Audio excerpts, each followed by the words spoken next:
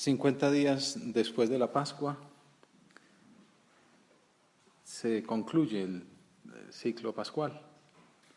Después de casi 100 días, si sumamos la preparación de la Cuaresma, el Triduo Santo y la cincuentena pascual, se celebra la solemnidad de Pentecostés, con la que se concluye este tiempo fuerte, fortísimo.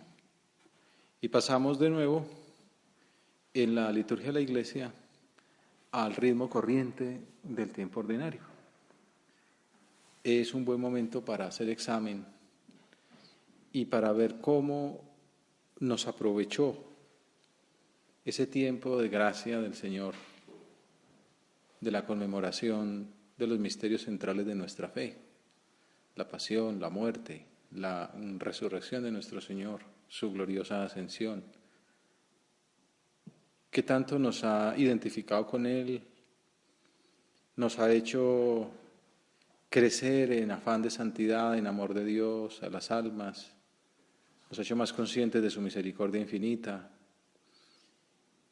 nos ha fortalecido en ese propósito firme de rechazar el pecado, hasta el más mínimo pecado ni el deliberado, de no separarnos para nada del Señor, de buscar la unión con Él con más frecuencia, de visitarlo, rondarlo en el sagrario donde crece el amor, se fortalecen las virtudes, se aprende de Él, se le ama.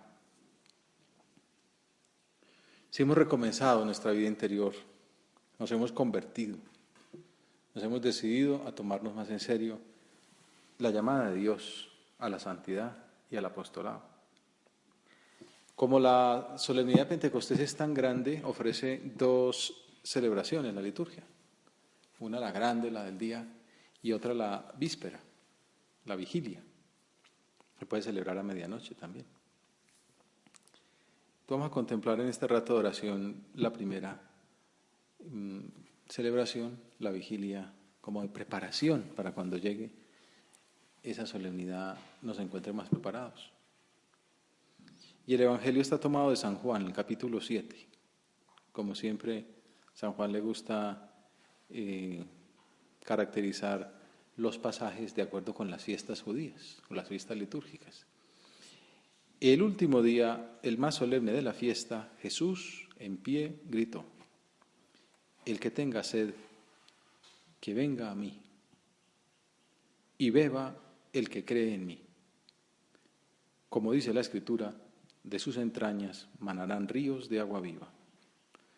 Dijo esto refiriéndose al Espíritu, que habían de recibir los que creyeran en Él. Todavía no se había dado el Espíritu, porque Jesús no había sido glorificado. Capítulo 7. Para entenderlo mejor hay que contextualizarlo. Estamos en la fiesta de los tabernáculos, que se remontaba a una petición muy natural para un pueblo que vivía en medio de un desierto, y era pedir agua a Dios, pedir agua abundante. Los judíos, esa celebración natural que tenían los pueblos de aquellas zonas, la elevaron y la convirtieron en la celebración en gratitud por el agua que el Señor les había dado en el desierto. Al mismo tiempo formaba parte de la esperanza del Mesías. Como explica Benedicto XVI, ellos esperaban que el nuevo Moisés, el Mesías, trajese el pan y el agua duraderos, que son dones básicos para la vida. Moisés les había bajado el maná, les había dado el agua de la roca, pero el Mesías lo daría para siempre. En la fiesta de los tabernáculos, la liturgia consistía en que el sacerdote llevaba hasta el templo una copa de oro con agua tomada de la fuente de Siloé y rociaba con ella el altar a través de un embudo de plata. Mientras tanto, se leían las profecías de Isaías y de Ezequiel sobre la venida del Mesías y sobre los torrentes de agua viva que brotarían del templo. Recordamos que por derecha el agua llegaba a las rodillas, por el otro llegaba a la cintura, el otro la negaba, entonces eso se leía mientras aquel sacerdote echaba agua sobre el altar. Entonces con ese ritual de fondo nos queda fácil contextualizar las palabras de Jesús: el que tenga sed que venga a mí y beba, el que cree en mí, como dice la Escritura, de sus entrañas manarán ríos de agua viva. Yo soy esa agua, yo soy el Mesías, que cumple las promesas de los profetas. San Pablo explicará que en Jesús se cumple la antigua profecía. Dice el apóstol: todos comieron el mismo alimento espiritual y todos bebieron la misma bebida espiritual, porque bebían de la roca espiritual que los seguía, y la roca era Cristo. Esa roca de la que Moisés sacó agua, ahora esa roca es Cristo. Jesús es la roca que da el agua viva, así como en otro momento, capítulo 6, había dicho que Él daría el pan de vida. Benedicto XVI comenta que Jesús se presenta aquí de modo similar a lo que hizo ante la samaritana, como que también trae San Juan, como el agua viva a la que tiende la sed más profunda del hombre, la sed de vida en abundancia. Una vida que no está ya condicionada por la necesidad de estar satisfaciéndola continuamente, sino que brota por sí misma desde el interior. Jesús también responde a la pregunta: ¿cómo se vive, cómo se bebe esta agua de vida? ¿Cómo se llega hasta la fuente y se toma el agua? La respuesta es: el que cree en mí. El embudo, dijéramos, para tomar esa agua es la fe. En Jesús es el modo en que se bebe el agua viva, en que se bebe la vida que ya no está amenazada por la muerte. Ahí concluyo la cita del Papa Benedicto XVI. El que tenga sed, que venga a mí, y beba el que cree en mí. La sed es sinónimo de necesidad. La saciedad, en cambio, es signo de autosuficiencia. Aquí aparece la fe, entonces, relacionada con la humildad, con la petición de ayuda. Agua, ¿no? Dice siempre el sediento en el desierto. Mientras que el gordo ahí que acaba de comer, ¿no? Es como pagado de sí mismo, no necesita nada de nadie, ¿no? Solo tiene una cama para hacer la siesta. Bueno, pues para beber el agua viva, para gustar del pan de vida, hace falta creer que Jesús nos lo puede dar y pedírselas con sencillez. Viene a la mente Agustín de Hipona con su búsqueda infatigable de respuesta a esas preguntas últimas, a esos interrogantes existenciales. Y al final pudo escribir como prólogo de sus confesiones: nos hiciste, Señor, para ti, y nuestro corazón está inquieto hasta que descanse en ti. Busqué por todas partes y lo tenía dentro de mí. Señor, ayúdanos a tener esta actitud al finalizar la Pascua. Que no perdamos esta santa inquietud de buscarte cada día, con la novedad del alma que se sabe necesitada, que no es autosuficiente. Ayúdanos a ser humildes, a reconocer nuestra insuficiencia, la necesidad que tenemos de ti. Danos, Señor, esa humildad necesaria para creer en ti, para acercarnos a beber en esa fuente de agua viva que es tu corazón amorosísimo. Pueden servirnos unas palabras de la homilía que pronunció San José María en una fiesta de Pentecostés, en la cual se encuentran, según el autor de la edición crítica de esa obra, una de las cumbres más elevadas de San José María como maestro de vida cristiana. Número 134 de Es Cristo que pasa, el gran desconocido. Vivir según el Espíritu Santo es vivir de fe, de esperanza, de caridad. Dejar que Dios tome posesión de nosotros y cambie de raíz nuestros corazones para hacerlos a su medida. Vamos pidiéndole este regalo al Señor. Señor, Espíritu Santo, ilumínanos y santifícanos. Danos, aumentanos la fe, la esperanza, la caridad, todos tus dones, todos tus frutos, todas tus virtudes. Toma posesión de mí Cambia, Señor, mi corazón de raíz para hacerlo a tu medida. Haz que mi corazón esté a la medida del tuyo. Haced mi corazón semejante al tuyo, decíamos también, al corazón de Jesús. Eso es obra del Espíritu Santo. Una vida cristiana madura, honda y recia es algo que no se improvisa, porque es el fruto del crecimiento en nosotros de la gracia de Dios. Hace falta tiempo de virtud, de lucha, de esfuerzo, de caídas y levantadas. Y no nos asusta que alguna vez tengamos tropezones, que experimentemos crisis, que se nos ponga el camino cuesta arriba, que haya sol y sed, o que haya lluvia y tempestad, huracanes, no importa. Si el camino se tiene claro, si el sendero está seguro, y si tenemos a la mano la ayuda del maestro, del guía, que nos aconseja y nos garantiza que coronaremos la meta. De esa cabeza que nos espera en el cielo, a nosotros que somos su cuerpo, de esa ancla fija que tenemos en el cielo y que es prenda segura de nuestra salvación. Una vida cristiana madura, honda y recia, no se improvisa, porque es el fruto del crecimiento en nosotros de la gracia de Dios y de nuestra correspondencia. En los Hechos de los Apóstoles se describe la situación de la primitiva comunidad cristiana con una frase breve, pero llena de sentido. Perseveraban todos en las instrucciones de los apóstoles, en la comunicación de la fracción del pan y en la oración. Doctrina, Eucaristía, plegaria.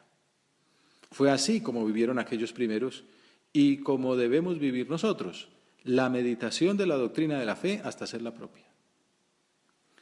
El encuentro con Cristo en la Eucaristía, el diálogo personal, la oración sin anonimato, cara a cara con Dios, han de constituir como la sustancia última de nuestra conducta. Como dice la Escritura, de sus entrañas manarán ríos de agua viva. El que se acerca a Jesús, viene a decir el Evangelio, encuentra en él un manantial inagotable de agua que salta hasta la vida eterna. Una sed de eternidades, decía el poeta, que solo se calma con este corriente de agua viva que emana hasta la vida eterna. Así lo expresa San Basilio en ese gran libro sobre el Espíritu Santo, como una de las obras maestras de la literatura espiritual, y en concreto sobre el Espíritu Santo, el de San Basilio. Dice este santo que así como los cuerpos nítidos y brillantes, cuando les toca un rayo de sol, se tornan ellos mismos brillantes y desprenden de sí otro fulgor, lo reflejan. Así las almas que llevan el Espíritu son iluminadas por el Paráclito y se hacen también ellas espirituales y envían la gracia a otros. De ahí viene entonces la presciencia de las cosas futuras, la comprensión de las secretas, la percepción de las ocultas, la distribución de los dones, la ciudadanía del cielo, las danzas con los ángeles. De ahí surge sin duda la alegría sin fin, la perseverancia en Dios, la semejanza con Dios y lo más sublime que se puede pedir, el endiosamiento. ¿No?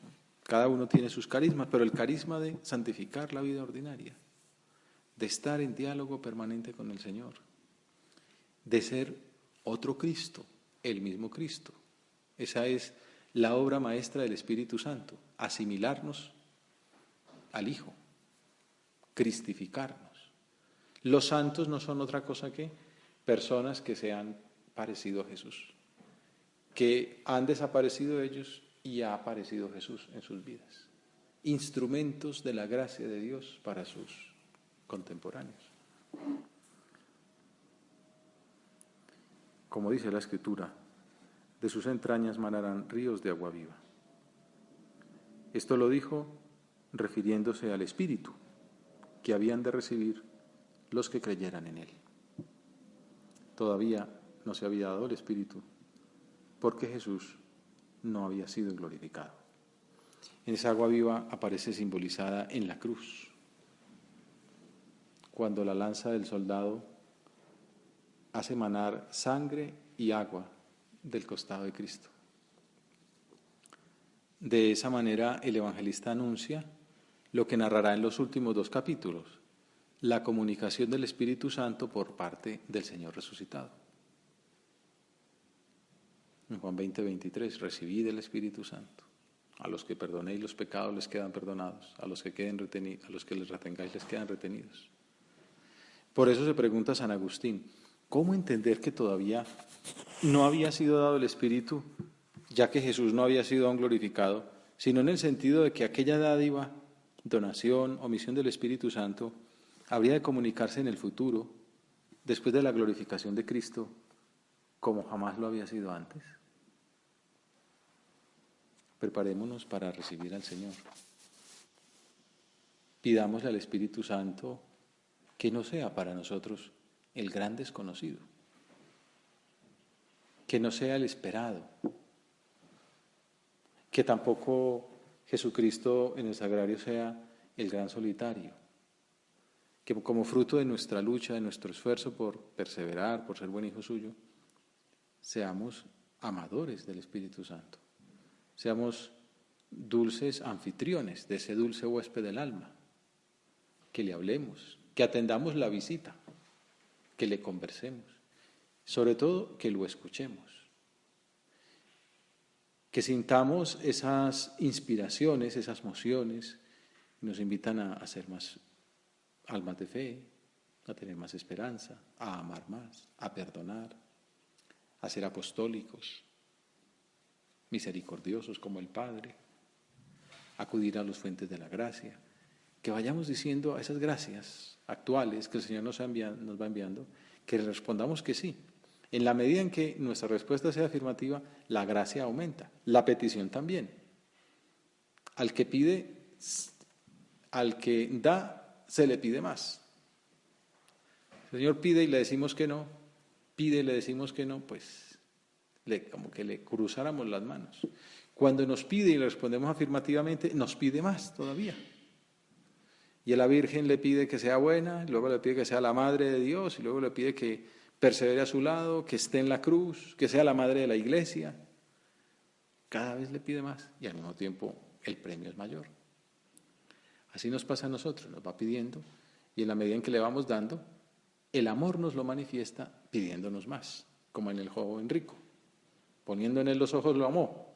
¿Cómo le manifestó que lo amaba? Vende todo lo que tienes, dalo a los pobres. Y no, vaya amor, no precisamente, porque le está mostrando la clave de morir a sí mismo, desaparecer para que Cristo viva en él por el amor. Que seamos dóciles, que escuchemos sus inspiraciones, que le pidamos la sabiduría, el entendimiento, el consejo, la fortaleza, la ciencia, la piedad, el temor de Dios, todos sus dones y todos sus frutos.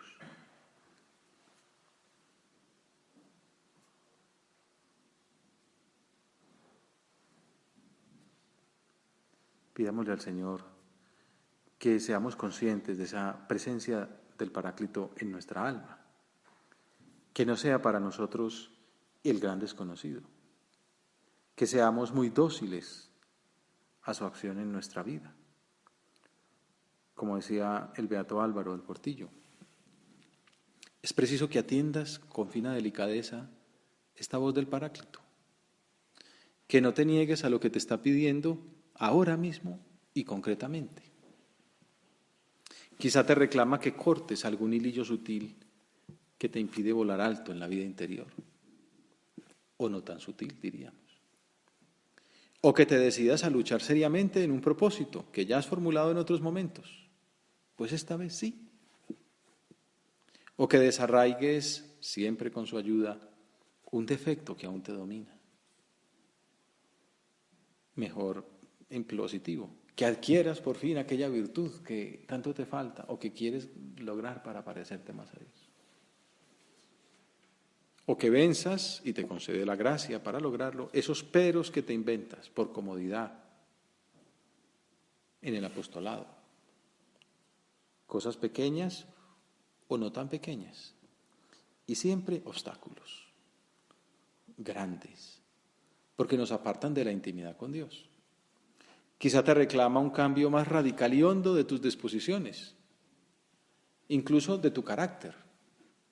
Las primeras palabras de Jesús en el Evangelio son de esas: convertíos. Una mudanza. Esa mudanza es obra del Espíritu Santo. Nuncepi, es el famoso salmo, ¿no? Ahora comienzo. Esta mudanza es obra del brazo derecho de Dios. Esta conversión es fruto del Espíritu Santo. Nuncepi. Vuelvo a empezar. Una buena manera de concluir una oración al Espíritu Santo. Vuelvo a empezar. Con tu ayuda no será lo mismo. De pronto estaba luchando con mis solas fuerzas, con mi propia espada, o con mi daguita, o con mi navaja. Ahora quiero salir con la fuerza de tu gracia. Mutatio dexter excelso, ¿no? Con la fuerza del brazo de Dios, con los dones y los frutos del Espíritu Santo. Ahora sí cambiaré. Ahora sí me convertiré de verdad. Ahora sí se dará ese cambio más radical y hondo de las disposiciones, incluso del carácter, una verdadera conversión. Que te decidas, sin componendas de ningún género, a ser humilde de corazón. Esa virtud está en la base de todas las demás virtudes. El Espíritu Santo quiere formar a Cristo en ti y en ocasiones tiene que hacerlo a golpe de cincel, por medio de la contradicción, del dolor o de las humillaciones pequeñas o grandes. Que no nos resistamos, que aprendamos a ver una caricia de Dios en aquellos sufrimientos, en aquella contradicción, en aquel malentendido, en aquella aparente humillación que nos sirve para crecer, para identificarnos con Cristo. Eso que contaba Santa Teresa de Jesús, cuando se le quejaba al Señor de las contradicciones, de las tribulaciones que le hacía pasar. Y entonces el Señor le respondía en su oración: Teresa, así trato yo a los que amo. Y entonces ella le respondía: con razón tienes tan pocos que te aman en la tierra. Como pues en ese diálogo chistoso que ella tenía con él. Así trato yo a los que amo, así traté a mi hijo. Mi hijo murió en la cruz. Si tú quieres ser otro Cristo, no te quejes si encuentras por compañero de camino al sufrimiento. No des lugar al miedo. Y abre tu alma a esa acción divina. Odie, si voce mei audieritis, nolite obdurare corda vestra. Recuerda reiteradamente la Sagrada Escritura. Hoy, si escucháis la voz de Dios, no endurezcáis vuestro corazón. Recordamos esa anécdota del pequeño acólito llamado Karol Wojtyla. Una vez se distrajo mientras ayudaba a misa. Y su papá, que asistía a esa Eucaristía, le dijo al final: quizá te distrajiste porque te faltó encomendarte al Espíritu Santo. Y le regaló un libro con oraciones a la tercera persona de la Santísima Trinidad, que el futuro Papa y Santo conservó hasta la muerte. De las pocas cosas que tenía ahí en aquella habitación, cuando murió, estaba ese librito que le había dado su papá, un hombre muy santo también. Que le pidamos con la estrofa del himno litúrgico que nos encienda en amor a Dios, que nos haga santos y apostólicos. Ven Espíritu Divino, manda tu luz desde el cielo. Padre amoroso del pobre, don en tus dones espléndido. Luz que penetra las almas, fuente del mayor consuelo. Entra hasta el fondo del alma, divina luz, y enriquécenos. Mira el vacío del hombre si tú le faltas por dentro. Mira el poder del pecado cuando no envías tu aliento. acudamos a la Santísima Virgen, la esposa del Espíritu Santo, para que ella nos lleve a la fuente de aguas vivas, para que seamos instrumentos del Señor. Alcánzanos, Madre nuestra, la limpieza por parte del Divino Paráclito, para que podamos desprender ese fulgor de su luz, para que las personas que se acerquen a nosotros se sientan impulsadas a amarle más, para que nosotros también nos convirtamos en espirituales al contacto con su gracia y podamos transmitirla a los demás, como hicieron los apóstoles aquella mañana de Pentecostés.